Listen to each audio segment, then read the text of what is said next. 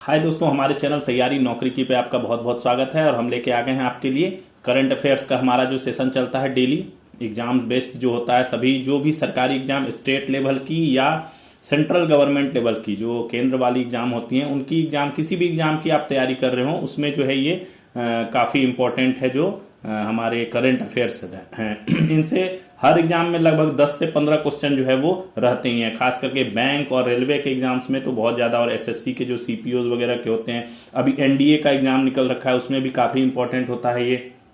तो इन सब एग्जामों के लिए जो है ये बहुत ज़रूरी है। तो चलिए हम सेशन की शुरुआत करते हैं। और आप लोग जो है इस चैनल को लाइक कर दीजिए, दोस्तों के साथ शेयर कीजिए और सब्सक्राइब कर दीजिए, इसको सब्सक्राइब कर दीजिए, ठीक है। तो चलिए हम शुरू करते हैं अपना टॉपिक। पहला क्वेश्चन देखते हैं। भारत फुटबॉल के महानायक लियोनेल मेसी, कौन? लियोनेल मेसी, नाम सुना होगा आपने, काफी प्रसिद्ध नाम है लियोनेल मेसी का, कि 70 फीट ऊंची प्रतिमा का किस शहर में स्थापित की गई है? 70 फीट ऊंची प्रतिमा है, इसको किस शहर में स्थापित किया गया है? कहां पे स्थापित किया गया है? नई दिल्ली, कोलकाता, हैदराबाद, मुंबई। तो फुटबॉल का है तो इसको याद रखने का सिंपल सा तरीका है कि फुटबॉल सबसे ज्यादा किससे संबंधित है? फुटबॉल सबसे ज्यादा किससे, कहां पे खेला जाता है? तो ये कोलकाता में खेला जाता है। तो कोलकाता में ही जो है इसका अनावरण किया गया है। इस इनकी जो मेसी की प्रतिमा का जो है अनावरण किया गया। डिटेल्स देखिए। भारत की फुटबॉल राजधानी कही जाने वाली, फुटबॉल राजधानी कहा जाता है कोलकाता को। इस कोलकाता में जो है फुटबॉल महानायक कौन? लियोनेल मेसी की 70 फीट ऊंची लोहे की प्रतिमा जो है यह स्थापित की गई। लोहे की प्रतिमा है, ये लोहे की है, लोहे की है, ठीक है। यह श्रीभूमि कहां पे? Sreebhumi sporting club, lake town, south Dumdum में, साउथ दमदम में स्थापित की गई है, साउथ दमदम में, ठीक है, कोलकाता में स्थापित की गई है।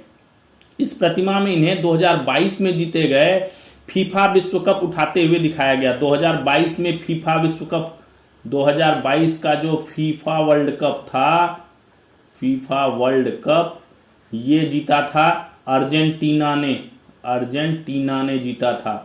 तो उसी वर्ल्ड कप को उठाते हुए जो है इनको इसमें जो है प्रतिमा में दिखाया गया है। यह विश्व में मेसी की सबसे ऊंची प्रतिमा है। मेसी कहां के खिलाड़ी हैं? अर्जेंटीना के खिलाड़ी हैं। पहले ये किस क्लब से खेलते थे? बार्सिलोना क्लब से खेलते थे। ये अपने पीढ़ी के सर्वश्रेष्ठ खिलाड़ियों में से एक हैं। फुटबॉल के दिग्गज डिएगो माराडोना जो हैं उन्होंने इन्हें अपना उत्तराधिकारी घोषित किया है, ठीक है। इस लेवल के ये खिलाड़ी हैं। 2012 ईस्वी में इन्होंने एक वर्ष में 91 गोल किया था। 1 ईयर में 91 गोल करके वर्ल्ड रिकॉर्ड बनाया था।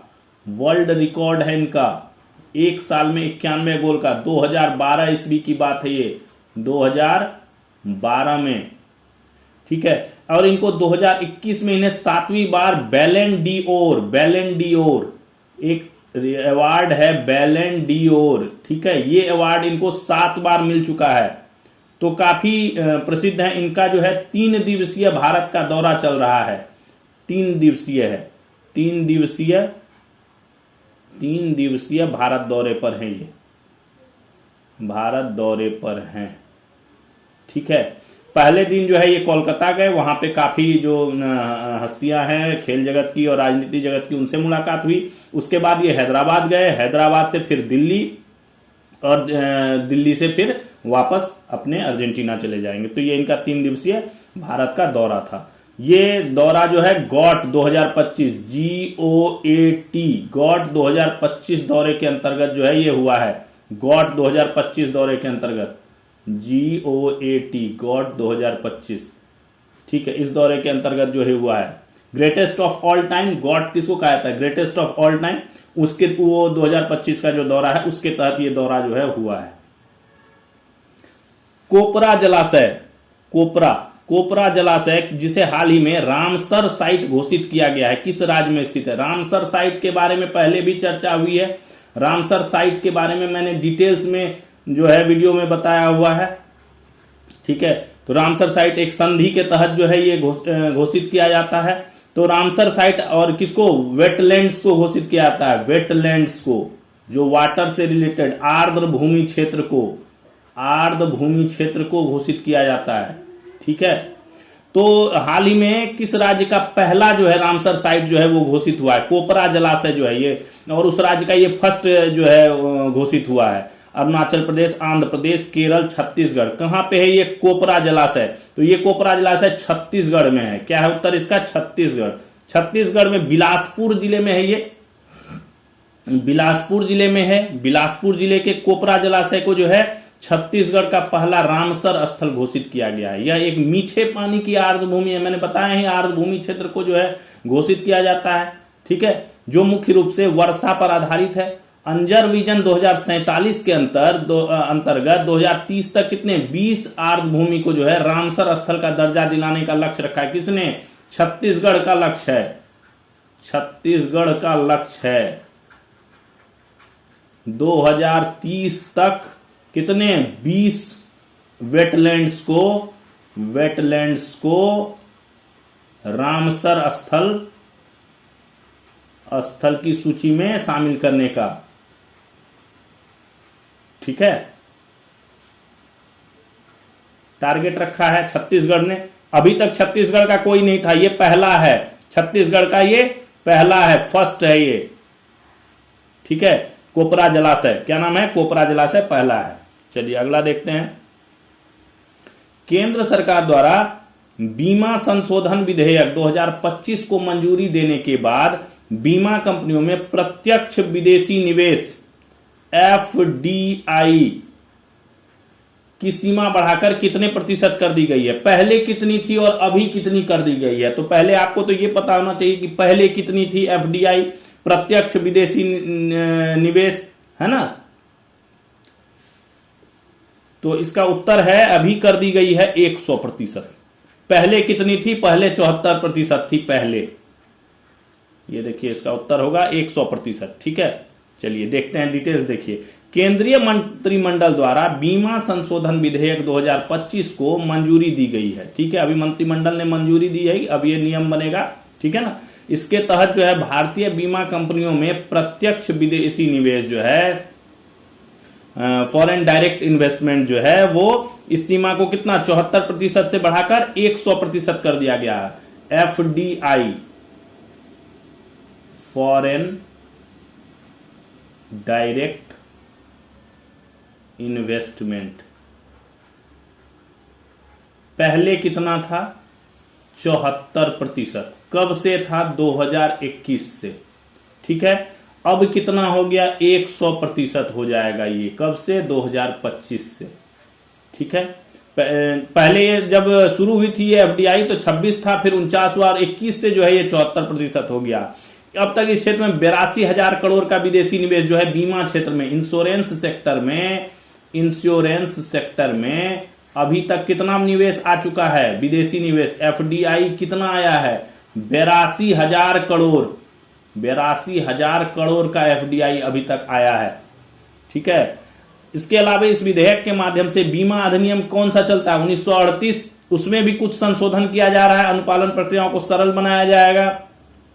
कंपोजिट लाइसेंस दे दी जाएगी, इसकी व्यवस्था करने का प्रावधान है इसमें, जिससे क्या होगा? बीमा करता एक ही लाइसेंस के तहत जो है अलग अलग कैटेगरी में, डिफरेंट कैटेगरी में अपना सर्विस दे पाएंगे। डिफरेंट कैटेगरी के इंश्योरेंस सर्विस दे पाएंगे। ठीक है, LIC अधिनियम जो 1956 के चल रहा है उसमें भी संशोधन करके बोर्ड को जो है काफी सारा पावर दे दिया गया है। उसके तहत विभिन्न निर्णय लेने का जो है रिक्रूटमेंट में, भर्ती में, रिक्रूटमेंट में भी निर्णय लेने का दे दिया गया है। रिक्रूटमेंट एंड और अदर चीज में इनको जो है काफी पावर दे दिया गया है।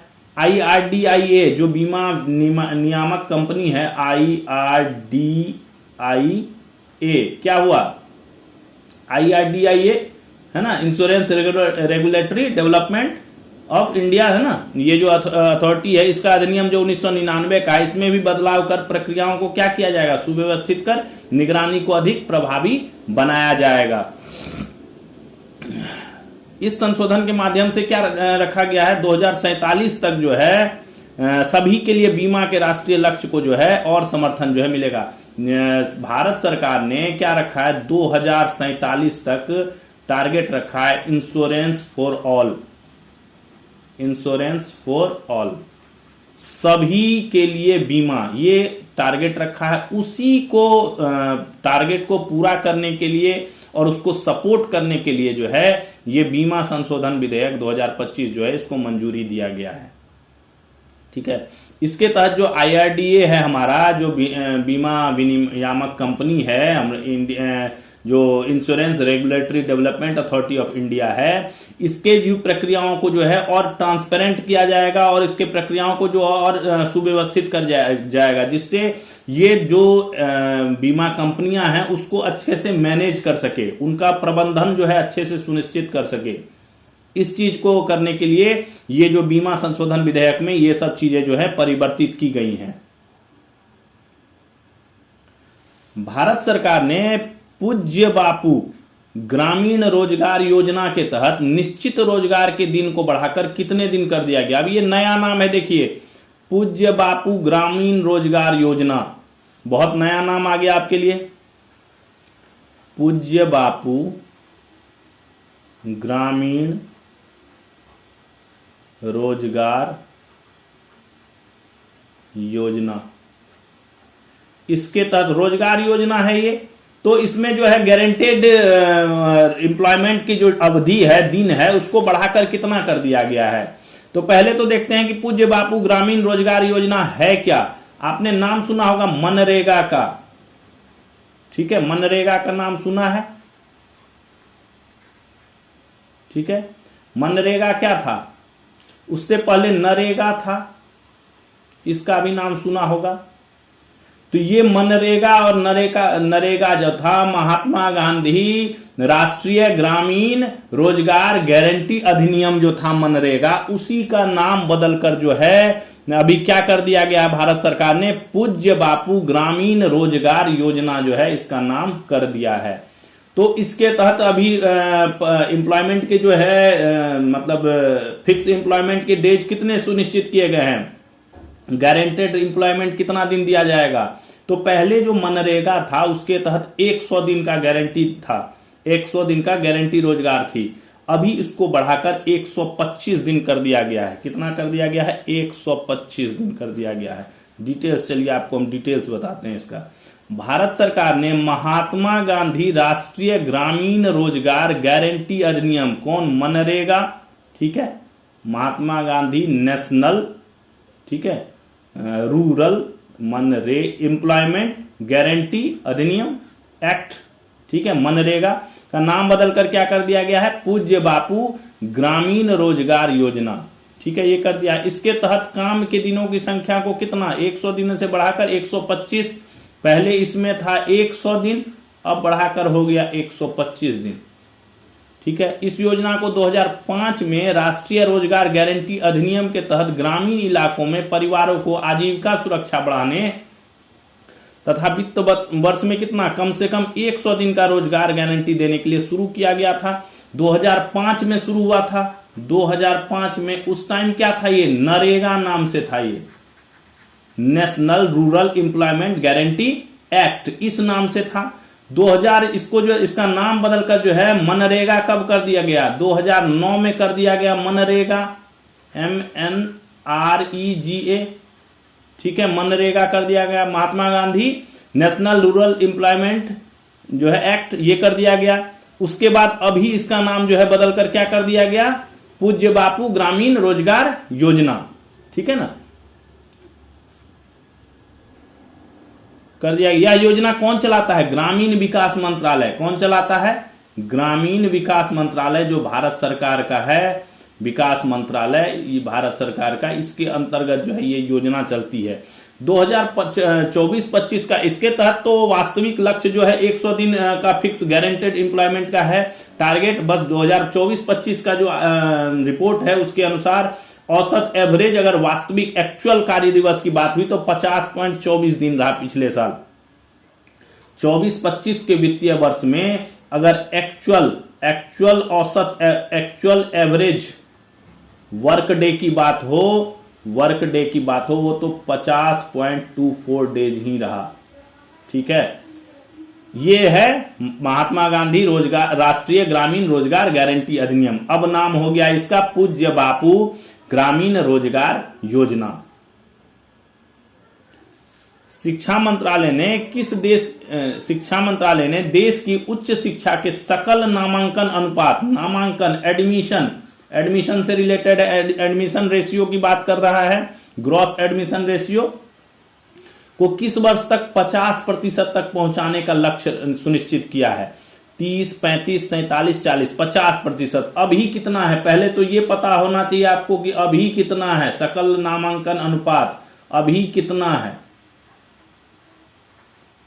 अभी कितना है सकल नामांकन अनुपात। पहले तो ये चीज पता होगा तभी तो आप बता पाएंगे कि आगे टारगेट कितना रखा गया है। तो अभी ये जो है बताते हैं आपको हम, अभी ये 29% है। ठीक है, इसको टारगेट 50% रखने का कब तक का किया गया है। शिक्षा मंत्रालय जो केंद्र सरकार की है उसने कब तक इसका टारगेट जो है 50% तक पहुंचाने का लक्ष्य रखा है। तो उत्तर है इसका 2035 ईस्वी तक, 2035 तक जो है टारगेट रखा है कि इसका जो है 50% जो है पहुंचा देंगे। ठीक है, शिक्षा मंत्रालय अपने विश्वविद्यालयों, मेनली कौन, यूनिवर्सिटी को लेकर जो है ये कार्यक्रम चलता है। ठीक है, यूनिवर्सिटी की बात कर रहा है। शिक्षण संस्थानों को उच्च स्तर तक पहुंचाने के लिए 5 और 10 वर्षीय योजनाएं तैयार कर रहा है। 5 years plan, 5 years and 10 years plan तैयार कर रहा है। अभी क्या हुआ कि जो एक रिपोर्ट आई थी विश्वविद्यालयों की, उसमें जो है फॉरेन के जो यूनिवर्सिटीज थे वो काफी हाई लेवल पे पहुंच गए। उन्होंने अपने देश में भी, अभी ऑस्ट्रेलिया की यूनिवर्सिटी जो है अपने देश में आ रही है। तो इन सब चीजों को देखते हुए जो है शिक्षा मंत्रालय ने जो है एक जो है योजना बनाने का जो है निर्णय लिया है। इसका उद्देश्य क्या होगा इस योजना का, भारतीय उच्च शिक्षण संस्थानों को विदेशी विश्वविद्यालयों के मुकाबले में खड़ा करना, यानी इक्वल टू फॉरेन यूनिवर्सिटी, उसके बराबरी में रखना है। इसके तहत वर्तमान में देश में उच्च शिक्षा का जो सकल नामांकन अनुपात 29% है, मैंने अभी बताया ना आपको 29% है, उसको 2035 तक बढ़ाकर कितना 50% जो है ये बढ़ाकर 50% करने का है लक्ष्य। यह पहल लेकिन अभी किसके लिए की जा रही है, सिर्फ 50 जो केंद्रीय विश्वविद्यालय हैं, ओनली 50 सेंट्रल यूनिवर्सिटी के लिए हो रही है। ठीक है, लेकिन अभी मांग की जा रही है कि जो हायर एजुकेशन के और भी इंस्टीट्यूट्स हैं उनको भी इसमें शामिल किया जाए। बट अभी ये पहल जो है सिर्फ 50 सेंट्रल यूनिवर्सिटी के लिए शुरू की गई है। इस नियामक से जो है एनईपी की अन्य पहलुओं को भी उच्च शिक्षण संस्थाओं में लागू करना जरूरी। एनईपी, नेशनल एजुकेशन पॉलिसी जो 2020 की थी, इसको भी जो है, इसके जो और भी चीजें थी उसको भी इन हायर एजुकेशन जो इंस्टीट्यूट्स हैं उसमें लागू करने का जो है नियम बनाया गया है। राष्ट्रीय ऊर्जा संरक्षण दिवस, ठीक है, एनर्जी से रिलेटेड है। ऊर्जा बचाओ, एनर्जी सेव एनर्जी, है ना। तो इसके लिए ऊर्जा संरक्षण दिवस कब मनाया जाता है, 11, 12, 14 और 15 दिसंबर। उत्तर है इसका 14 दिसंबर को हर वर्ष जो है, अभी ऊर्जा सप्ताह भी चल रहा है, ऊर्जा पुरस्कार भी दिया जाता है। इस सप्ताह में पुरस्कार भी दिया जाता है, ऊर्जा पुरस्कार भी दिया जाता है। ठीक है, एनर्जी बचाने के लिए, एनर्जी बचाने के उद्देश्य से ये जो मनाया जाता है। 14 दिसंबर को देखिए, 14 दिसंबर को हर वर्ष जो है राष्ट्रीय ऊर्जा संरक्षण दिवस मनाया जाता है। आयोजन क्या, ऊर्जा दक्षता ब्यूरो, एनर्जी इफिशियंसी ब्यूरो जो है, ब्यूरो ऑफ बीईई, ठीक है ना, ये करती है bureau of energy efficiency, bureau of energy efficiency, ठीक है, बीई के द्वारा किया जाता है। यह कब से मनाया जा रहा है, 1991 से हर वर्ष मनाता है। इसका उद्देश्य क्या है, ऊर्जा दक्षता और ऊर्जा संरक्षण के महत्व के बारे में अवेयरनेस फैलाना, अवेयरनेस अबाउट एनर्जी सेविंग। ठीक है, हाल ही में किस देश के 2 विश्वविद्यालयों को विद्यार्थियों के लिए संस्कृत के लघु पाठ्यक्रम की शुरुआत की गई है। ठीक है, किस देश में जो है के 2 विश्वविद्यालयों ने विद्यार्थियों के लिए संस्कृत के लघु पाठ्यक्रम की शुरुआत की है? पाकिस्तान, अमेरिका, रूस, चीन। किस देश ने जो है कि 2 यूनिवर्सिटी में जो है पहली बार जो है संस्कृत का जो है पाठ्यक्रम जो है शुरुआत किया गया है? कहां पे? पाकिस्तान, अमेरिका, रूस, चीन। कहां किया है? तो इसका उत्तर है आपको पाकिस्तान ने जो है बंटवारे के बाद पहली बार जो है ये किया है। देखिए डिटेल्स आपको बताते हैं। बंटवारे के बाद पहली बार पाकिस्तान के 2 विश्वविद्यालयों ने भारत के साथ साझा विरासत को महत्व देते हुए संस्कृत का लघु पाठ्यक्रम, अभी जो है लघु पाठ्यक्रम शुरू किया है। लघु पाठ्यक्रम है, ठीक है, बाद में इसको विस्तार किया जाएगा। भविष्य में जो है गीता और महाभारत को भी संस्कृत में पढ़ाने की योजना है। लाहौर का कौन? पंजाब यूनिवर्सिटी एक हो गया, और एक प्राइवेट यूनिवर्सिटी कौन है? The Lahore university of management science, ठीक है, ने इसका 3 माह का पाठ्यक्रम जो है लॉन्च किया है। इसमें संस्कृत की क्या बुनियादी बातें, बेसिक चीजें बताई जाएंगी। बेसिक चीजें किसकी? संस्कृत की।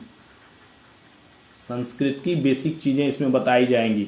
वर्तमान में 11 छात्रों ने इस पाठ्यक्रम में नामांकन लिया है। लाहौर के पंजाब विश्वविद्यालय में 1947 से हिंदी पढ़ाई जा रही है। 1947 से यहाँ पे हिंदी पढ़ाई जा रही है, ठीक है। संस्कृत का भंडार है यहाँ पे, संस्कृत के किताबों का भंडार है, किताबों का भंडार है यहां, ठीक है।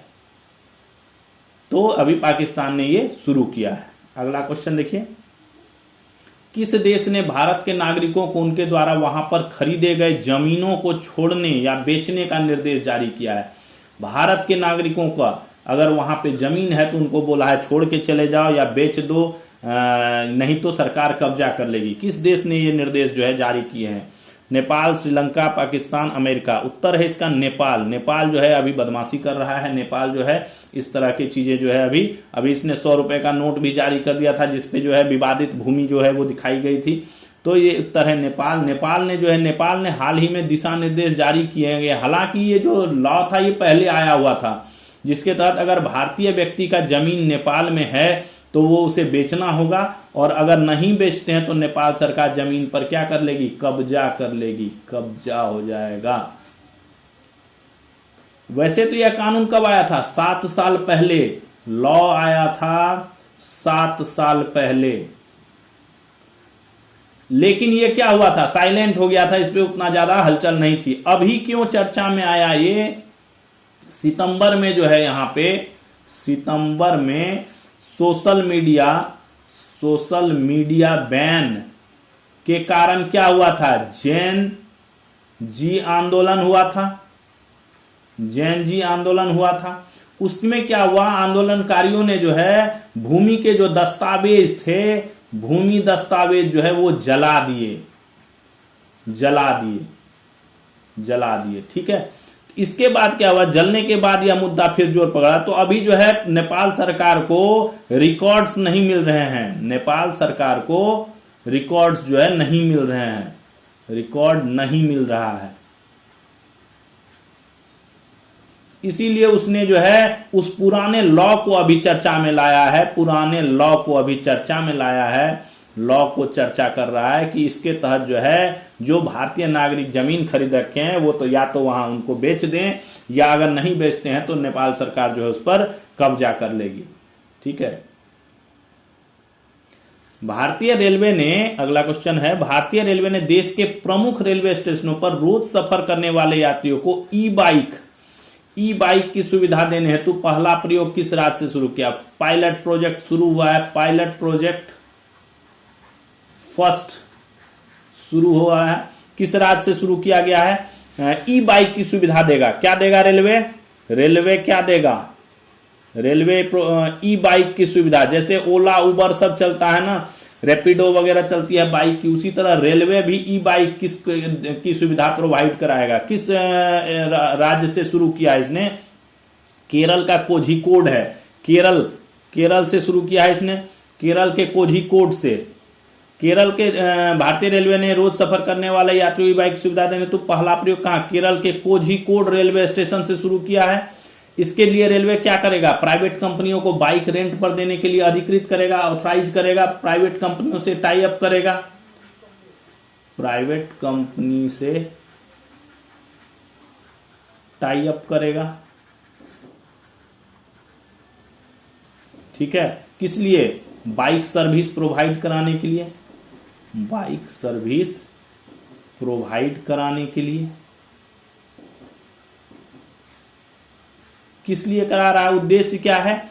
पार्किंग का जो समस्या है उससे निजात दिलाने के लिए और ट्रैफिक पर दबाव कम करने के लिए करेगा। और किस लिए करेगा? जो पार्किंग प्रॉब्लम को कम करने के लिए। ठीक है, इन दो चीजों के लिए जो है ये भारतीय रेलवे ने पहल शुरू की है। किस देश ने भारतीय करेंसी के 100 रुपए से ऊपर के नोटों को प्रतिबंध लगाने के बाद फिर से चलन में लाया जाएगा? किस देश में, कहां पे? प्रतिबंध तो लगा दिया था 100 रुपए से ऊपर का भारतीय करेंसी, इंडियन करेंसी की बात कर रहा है ये, इंडियन करेंसी की बात कर रहा है। उसको जो है वो भी किससे? 100 रुपए से ऊपर, 100 रुपए से ऊपर के नोट की बात कर रहा है। तो ये काम किया है नेपाल में जो है पहले चल रहा था, लेकिन पिछले दशक जो है वो बंद हो गया था नेपाल में। नेपाल सरकार ने भारतीय करेंसी के 100 रुपए से ऊपर के नोटों को फिर से चलन में लाएगी। करीब एक दशक पहले इन पर बैन लगाया गया था। ठीक है, लेकिन अभी इसको फिर से शुरू करेगी। यहां पे और क्या है? म्यांमार है, म्यांमार का मुद्रा क्या है? क्यात। ठीक है, बांग्लादेश का क्या है? टका। श्रीलंका में तो श्रीलंकाई रुपया।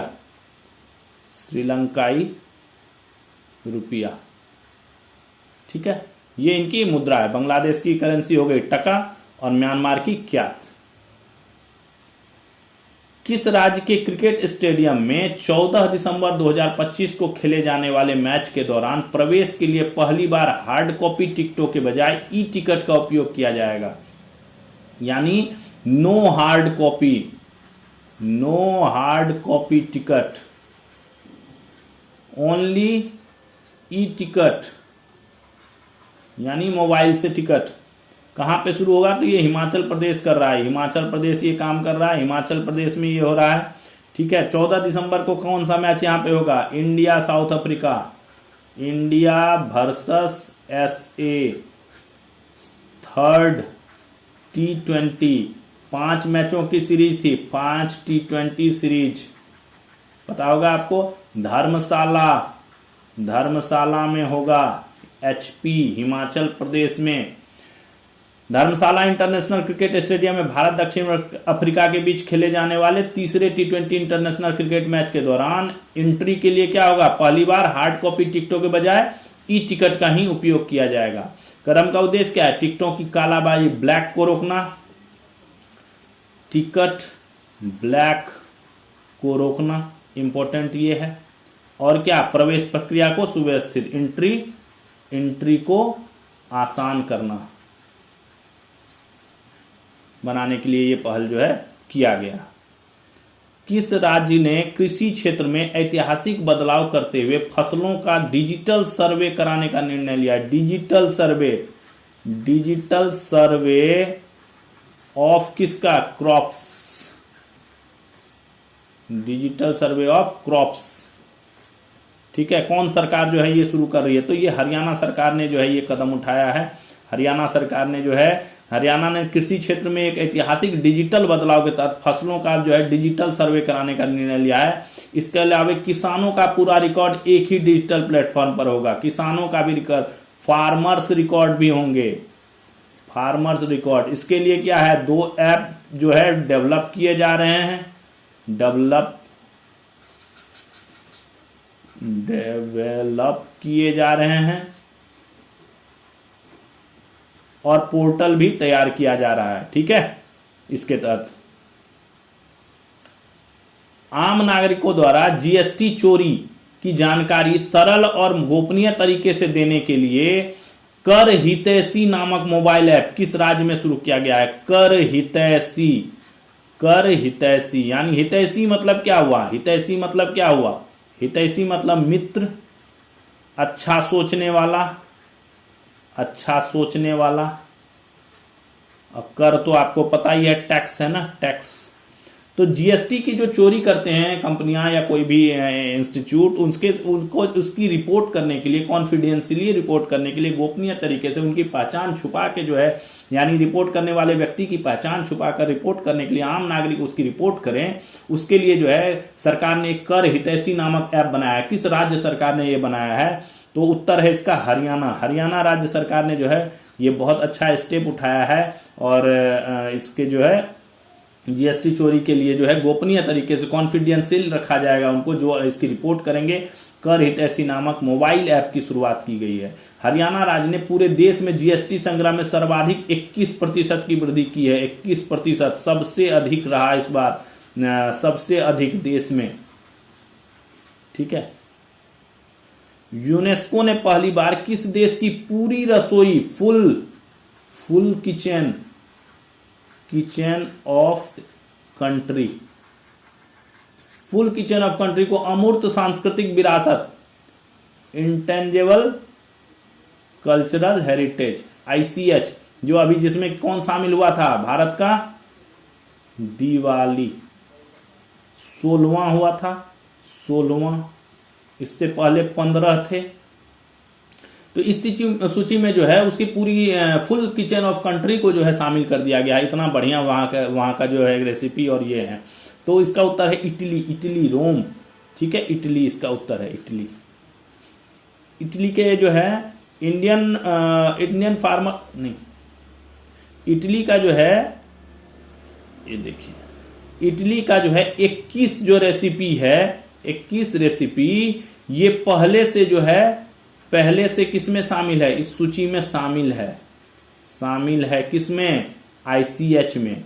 21 पहले से शामिल था और इसको जो है इस वर्ष भी इसका जो है नामांकन गया था, नॉमिनेशन गया था इस वर्ष भी। तो इस बार जो है यूनेस्को ने पूरे कंट्री किचन को जो है, फुल किचन को जो है इस सूची में शामिल कर दिया गया है। फुल कंट्री किचन को जो है इसमें शामिल कर दिया गया है। ये इसके लिए बहुत गर्व की बात है। Indian farmers fertiliser cooperative limited, IFFCO का नाम सुना होगा आपने, इफ्को। ठीक है, IFFCO, IFFCO, Indian farmers fertiliser cooperative limited. ये क्या है ना, फर्टिलाइजर से, फार्मर्स फर्टिलाइजर से ये संबंधित है, फर्टिलाइजर है ना, जो खाद है उससे संबंधित है। उसने जो है वरिष्ठ कथाकार किसको, मैत्रेय पुष्पा को इफ्को साहित्य सम्मान 25 के लिए चुना है। और अंकिता जैन को जो है उनकी पुस्तक कौन, ओहरे किसान के लिए जो है युवा साहित्य सम्मान 2025 के लिए चुना है। 2 पुरस्कार की घोषणा हुई है। इफ्को साहित्य सम्मान 2025, इसके लिए जो है मैत्रेय पुष्पा है। और अंकिता जैन को क्या मिला है, युवा साहित्य सम्मान 2025, किस पुस्तक के लिए, ओहरे किसान के लिए। ठीक है, मुख्य साहित्य सम्मान जो है, ये पहला वाला जो है इसको साहित्य सम्मान, इसके तहत जो है 11 लाख रुपए जो है दिए जाते हैं, प्रतीक चिन्ह और प्रशस्ति पत्र। और जो युवा साहित्य सम्मान है, इसके तहत 2.5 लाख रुपया और प्रतीक चिन्ह और प्रशस्ति पत्र जो है वो प्रदान किया जाता है। इफ्को देता है ये। ठीक है, इफ्को का साहित्य सम्मान है ये, साहित्य सम्मान। ये 30 दिसंबर को दिया जाएगा, 30 दिसंबर को दिया जाएगा। PNB हाउसिंग फाइनेंस, एक तो PNB है पंजाब नेशनल बैंक, ये PNB Punjab national bank housing finance, इनका जो हाउसिंग फाइनेंस वाला डिपार्टमेंट है ना, होम लोन वाला डिपार्टमेंट, उसने जो है अजय कुमार शुक्ला को जो है अपना MD प्रबंध निदेशक और क्या मुख्य कार्यकारी अधिकारी CEO चीफ एग्जीक्यूटिव ऑफिसर जो है वो नियुक्त किया है। किसको, अजय कुमार को। इनका कार्यकाल 18 दिसंबर से शुरू होगा, कब तक के लिए, 5 वर्ष, 18 दिसंबर टू 5 वर्ष के लिए होगा, 2025 टू 5 वर्ष के लिए, यानी 18 दिसंबर 2030 तक होगा। मेटा जो फेसबुक की पेरेंट कंपनी मेटा इंडिया ने अमन जैन को जो है अपना नया हेड ऑफ पब्लिक पॉलिसी नियुक्त किया गया है। एसबीआई रिसर्च का रिपोर्ट एक आया है, उसके अनुसार क्या है, फाइनेंशियल ईयर 25-26 का औसत खुदरा महंगाई 1.8% तथा 26-27 में जो है इसने 3.4% रहने का अनुमान लगाया, यानी 26-27 में बढ़ने का अनुमान लगाया है। ठीक है, और ये अभी जो है इस वर्ष जो है 1.8% रहने का अनुमान लगाया है। रेटिंग एजेंसी है एक क्रिसिल की जो है इसकी रिपोर्ट के अनुसार जो है इस जो फाइनेंशियल ईयर 2025-26 है इसमें जो है औसत खुदरा महंगाई कितनी 2.5% हो सकती है। इसका अनुमान 2.5% का है और इसका अनुमान जो एसबीआई रिसर्च का है इसका 1.8% का है। बांग्लादेश में चुनाव पूर्व जो है अभी चुनाव होने हैं फरवरी में चुनाव की घोषणा हो गई है। इसको रोकने के लिए क्या है, ऑपरेशन डेविल हंट 2 चलाया जा रहा है।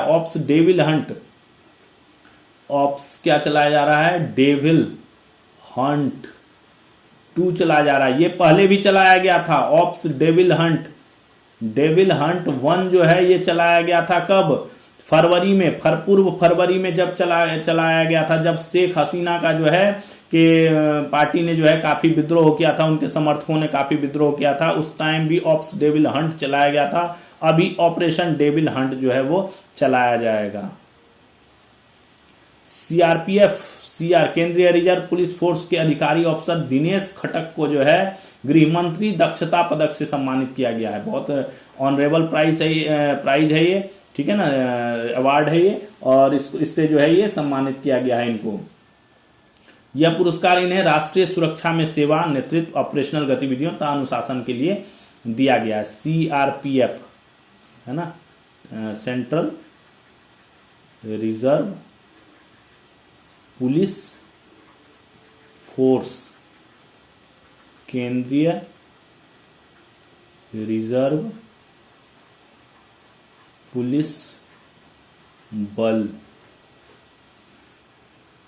विश्व की सबसे घनी आबादी, घनी या डेंस पॉपुलेशन वाला जो है टापू की बात कर रहा है। कोलंबिया का कौन है, सैन बर्नार्डो द्वीप समूह में स्थित सांता क्रूज डेल स्लोट है। इसका क्षेत्रफल कितना है, 0.012 वर्ग किलोमीटर, बहुत छोटा सा है। लगभग किसके बराबर है, लगभग 2 फुटबॉल ग्राउंड के बराबर है। ये मात्र फुटबॉल ग्राउंड के बराबर है।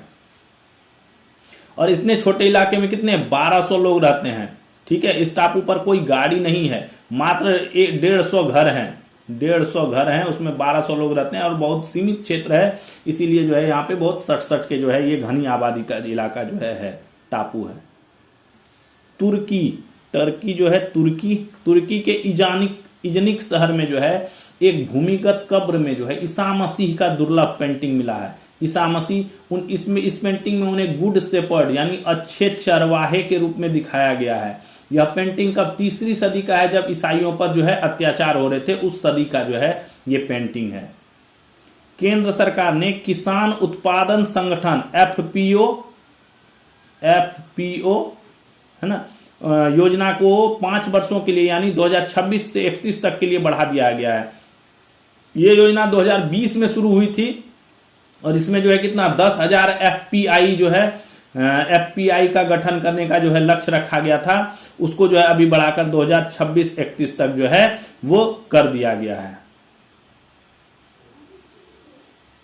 अमेरिकी राष्ट्रपति कौन, डोनाल्ड ट्रंप ने अपनी ट्रंप अभी कभी नए नियम लाते हैं। अभी इन्होंने क्या गोल्ड कार्ड योजना लाई थी ना, गोल्ड ट्रंप कार्ड योजना है ना, पैसा देके वहां का पीआर लो अमेरिका में रहने का। तो अभी क्या किया इन्होंने, इनका एक जो है वहां पे अमेरिका का जो है अपना पत्रिका है, प्रकाशक है, अमेरिकी प्रकाशन है पॉलिटिको का दावा है कि अमेरिकी राष्ट्रपति ने अपनी नेशनल सिक्योरिटी का जो है एक ड्राफ्ट जारी किया गया, उसमें C5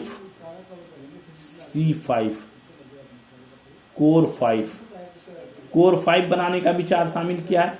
कोर 5 या C5 क्या है, एक प्रस्तावित समूह है जिसे दुनिया की 5 बड़ी ताकतें कौन, अमेरिका, चीन, रूस, भारत और जापान को एक मंच पर लाने की बात कही गई है। इन 5 देशों की संयुक्त आबादी कितनी है? 3.5 अरब है। इसे G7 की जगह लेने वाला कहा गया। इसमें यूरोप को छांट दिया गया है ना, लेने वाला एक हाई लेवल का जो है प्लेटफॉर्म माना जा रहा है। दावा कौन किया है इसका? अमेरिकी प्रकाशन है पॉलिटिको, इसने ये दावा किया है कि इस तरह का एक मसौदा जो है बनाया गया। हालांकि व्हाइट हाउस के ने जो है इसका अभी कोई क्लैरिटी नहीं दिया है, व्हाइट हाउस की तरफ से अभी कोई इसका ऑथेंटिसिटी आया नहीं है। अर्थव्यवस्था के मामले की बात करें तो अमेरिका का प्रथम स्थान पे है, चीन दूसरे नंबर पे है, जापान चौथे नंबर पे, भारत 5वें नंबर पे है, रूस 9वें स्थान पे है अभी वर्ल्ड में। कुश्ती खिलाड़ी कौन? विनेश फोगाट। विनेश फोगाट ने क्या कर लिया? संन्यास से वापसी ले। पिछले बार ओलंपिक में इन्होंने संन्यास की घोषणा कर दी थी, जब पिछले ओलंपिक में इनको 100 ग्राम कम वजन ज्यादा हो गया था, उस कारण इनको जो है डिस्क्वालीफाई कर दिया गया था, डिस्क्वालीफाई कर दिया गया। उसके बाद लेकिन अभी फिर इन्होंने संन्यास से वापसी लेकर अगला ओलंपिक खेलने के बारे में कहा है। केंद्रीय कैबिनेट ने शुक्रवार को उच्च शिक्षा का एक ही नियामक बनाने संबंधी विधेयक को मंजूरी दी। मतलब अभी जो हायर एजुकेशन के 3 हैं, कौन कौन है? यह विश्वविद्यालय अनुदान आयोग यूजीसी, यूनिवर्सिटी जो ग्रांट वाला जो है, अखिल भारतीय टेक्निकल शिक्षा परिषद जो AICTE है, और जो नेशनल अध्यापक शिक्षा परिषद जो है NCTE, इस तीनों को मिलाकर किसको एक बनाएगा? UGC plus AICTE plus NCTE, इन तीनों को मिलाकर एक नियामक बनाएगा। ठीक है, एक अथॉरिटी बनेगी। प्रस्तावित कानून को पहले भारतीय उच्च शिक्षा आयोग विधेयक का नाम दिया गया था, परंतु अब इसका नाम विकसित भारत शिक्षा अधीक्षण विधेयक, क्या नाम दे दिया गया इसका? विकसित भारत शिक्षा अधीक्षण अधिनियम, ये नाम दिया गया है इसको। ठीक है, तीनों को मिलाकर अभी एक हो जाएगा। श्री विजयापुरम में सावरकर के गीत कौन? सागर प्राण तलेमाला को की 115वीं वर्षगांठ पर गृह मंत्री द्वारा सावरकर की प्रतिमा का अनावरण किया गया श्री विजयापुरम में। वहां पे अंडमान निकोबार में भी इनकी प्रतिमा का अनावरण किया गया। अंडमान निकोबार के सेलुलर जेल में जो है इनको जो है ब्रिटिश ने बंद कर दिया था, और वहीं पर इनकी जो है मृत्यु हो गई थी वीर सावरकर की। अगला है, कैबिनेट ने परमाणु ऊर्जा एटॉमिक एनर्जी की बात कर रहा है कि सतत दोहन और विकास विधेयक को भी मंजूरी दी है, जिसका मकसद कड़े नियंत्रण वाले असैन्य परमाणु ऊर्जा क्षेत्र को निजी भागीदारी के लिए खोलना है। इसमें एंट्री किसकी मिल रही है? एंट्री प्राइवेट सेक्टर को एंट्री देने के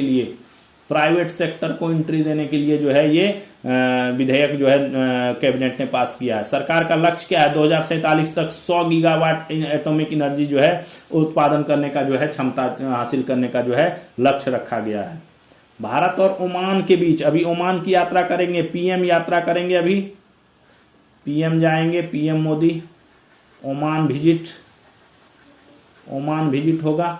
उसके लिए जो है मुक्त व्यापार फ्री ट्रेड एग्रीमेंट्स को जो है मंजूरी दे दी है कैबिनेट ने, और ये जो साइन कब होगा? अभी विजिट के दौरान इस पे जो है साइन होगा, विजिट में साइन होगा इस पे। कर्नाटक के बेलगावी स्थित कौन? अथानी में जो है छत्रपति शिवाजी महाराज की 25 फीट ऊंची प्रतिमा का अनावरण किया गया है। कहां पे? कर्नाटक में किया गया, छत्रपति शिवाजी का बेलगावी में। ठीक है। मत्स्य पालन विभाग जो है 13 दिसंबर 2025 को लक्षद्वीप केंद्र शासित प्रदेश के बंगाराम द्वीप समूह में मत्स्य पालन की अप्रयुक्त क्षमता को उजागर करने के उद्देश्य से पहली बार निवेशक सम्मेलन, ठीक है, का आयोजन किया है ना। इन्वेस्टमेंट जो है, निवेशक जो है, इन्वेस्टर्स हैं, उन इन्वेस्टर कॉन्फ्रेंस है ये, इन्वेस्टर कॉन्फ्रेंस पहली बार आयोजन किया गया है मत्स्य पालन विभाग द्वारा। यह केंद्र शासित प्रदेश में आयोजित अपनी तरह की पहली निवेशक बैठक थी, जिसमें क्या हुआ? टूना और गहरे समुद्र की जो मत्स्य पालन है, टूना मछली का नाम है, ये मछली है ये टूना, समुद्री शैवाल की खेती, सजावटी मत्स्य पालन और अपशिष्ट प्रबंधन, जो डेकोरेशन वाले मछलियां फिश हैं, उनके क्षेत्रों में काम करने वाले लगभग 22 निवेशकों और प्रमुख उद्यमियों को ने देश भर से इसमें भाग लिया। बेसिकली इन सब चीजों को बढ़ावा देने के लिए, टूना मछली का निर्यात आयात को बढ़ावा देने के लिए, और भी गहरे समुद्र की जो मछलियां हैं, समुद्री शैवाल की खेती पर भी अभी वो बने थे, कानून बने थे। उसके बाद जो डेकोरेटिव फिश हैं उनके लिए, उनका पालन करने के ऊपर जो मैनेजमेंट है, वेस्ट मैनेजमेंट है, उसके ऊपर काम करने के लिए जो है इन इन्वेस्टर्स की बैठक की गई, जिससे जो है इन क्षेत्र में विकास किया जाए मत्स्य पालन विभाग द्वारा। डाक विभाग ने अभी क्या, बॉम्बे जिम खाना, बहुत पुराना 1875 का जिम खाना, ये 1875 का है। 150वीं वर्षगांठ के उपलक्ष्य में एक स्मारक डाक टिकट जारी किया है, जो खेल की उत्कृष्टता की इसकी गौरवशाली विरासत और राष्ट्र के लिए इसके अस्थायी सांस्कृतिक योगदान का जश्न मना रहा है। 1875 में स्थापित बॉम्बे जिमखाना भारत की खेल और सामाजिक विरासत का एक विशिष्ट स्तंभ रहा है, जिसने पीढ़ियों से खिलाड़ियों का पोषण किया और साथ ही सांस्कृतिक और खेल गतिविधियों के लिए एक जीवंत केंद्र के रूप में कार्य किया है। आंध्र प्रदेश का गुंटूर जिले में एक स्टेट लेवल कार्यक्रम था, नई चेतना 4.0। नई चेतना 4.0 के तहत जो है लैंगिक संसाधन केंद्र, ठीक है,